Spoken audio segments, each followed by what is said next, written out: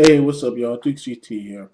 And, well, I'm going to get my thoughts on the WWE Draft and, that sort. I want to get my thoughts on it. I watched most of the show. It was pretty good, actually. Very good 3 hours, some great matches. Some stupid stuff, but, mainly dealing with Hornswoggle beating Dolph Ziggler. But Ziggler basically choked the little midget out, so that's a plus. But then again, if how many times he chokes him out, he still lost to effing Hornswoggle. Yeah. Anyway, let's. This is about not about that. Let's talk about Raw and not the Raw, but the draft. So we have the draft. We have Chris Jericho going to Raw. Okay, Chris Jericho. Uh, the people going to Raw are Chris Jericho, John Morrison, R-Truth, Edge. Um, go to some of the drafts. You have David Hart Smith, Tyson Kidd, Goldust, Ezekiel Jackson, Natalia, and the Great Khali and Rajai Singh. Those guys are going to Raw. SmackDown gets.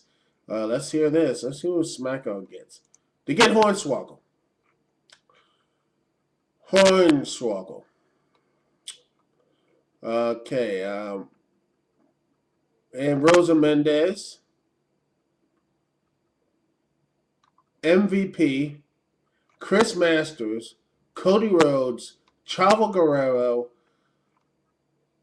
Christian, Kofi Kingston, and The Big Show. Oh, and Kelly Kelly.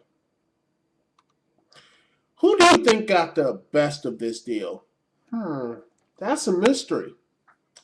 I mean, most of the pillars of SmackDown are gone, and aren't they moving to Sci-Fi on Friday nights? Don't you think they should have a big up, a big to do and everything? Shouldn't they? I mean, they should have all the big guys and big stars there. But well, you know what? It just seems once again that SmackDown is once again, ladies and gentlemen, it always has been the B show. ECW gets ECW is there. ECW is going to get pillaged, but SmackDown got pillaged too, but not as badly. But it seems like after ECW's gone, all's right in the world, and SmackDown gets basically bupkis and basically gets destroyed. I mean, it just goes right back to the old days. Remember when SmackDown basically got destroyed before ECW? Before ECW came, SmackDown basically was just basically we were told to bend over and basically take all their big stars and what those big stars? Guess what? They lost. Oh, the big stars, all of them. They basically get jobbed out, and they see the rotating circle that is, well, let's see, Big Show, not Big Show, Triple H, Batista, Orton, and Cena. That four-ring circus is still going to be there.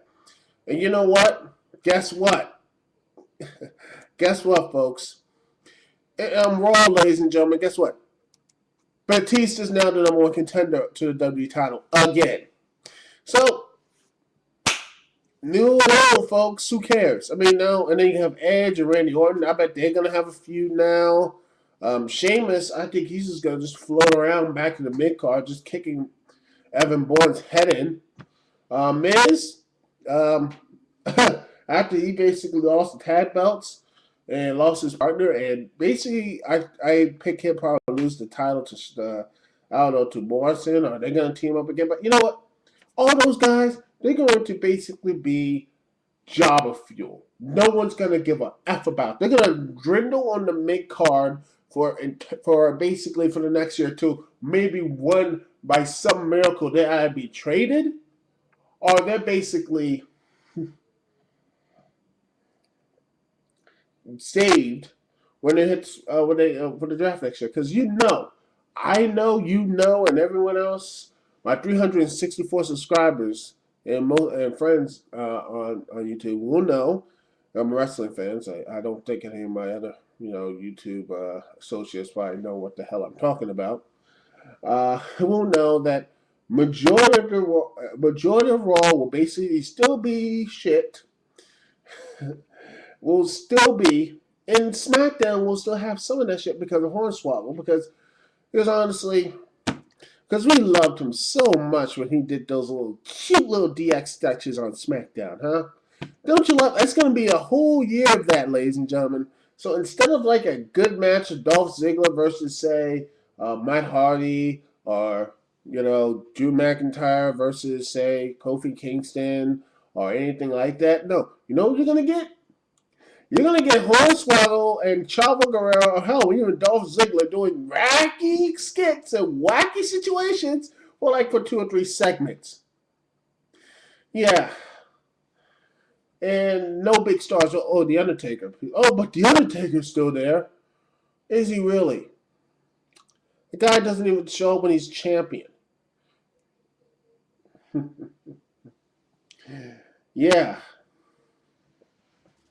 It just seems to me every year it's the same thing. SmackDown gets destroyed in the draft.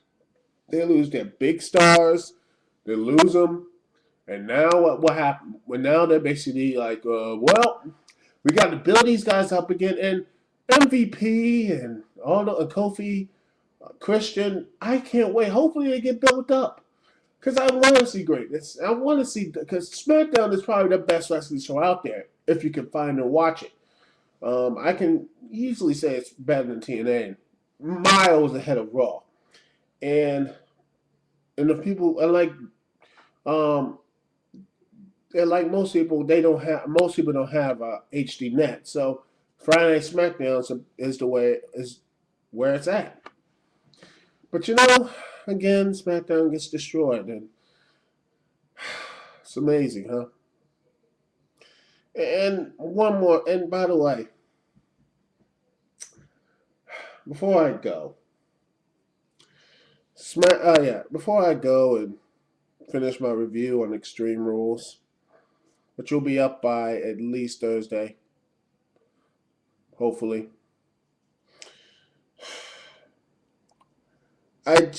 Why Hornswoggle to SmackDown? Are they going to reunite him and Finley? I don't know. No. I just got a thought. That they're going to actually put the tag team titles on Finley and Hornswoggle I think they were planning to do all those years ago. I think that's what's going to happen. Hart Dynasty is going to lose to a multi-man match at Night of Champions, and Hornswoggle and Finley are going to win the undisputed unified tag team belt. So we get to see Hornswoggle and Finley on Raw and SmackDown. So the wacky antics can continue. Isn't that going to be fun? Oh gosh. Oh man, I just see it coming. But I could be wrong. God, hope I'm wrong. Please, I want to be wrong on this. But hey, what is there to do?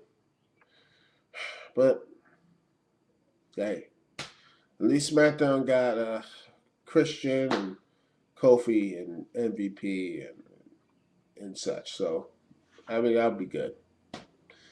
And the rest of the people on Raw, they're going to be in mid-card hell. You can just see Morrison being MVP'd. Basically, job to basically be a complete none of nobody. That's all I got to say. Dixie T here. Peace and love. I'll see y'all when I see y'all. One.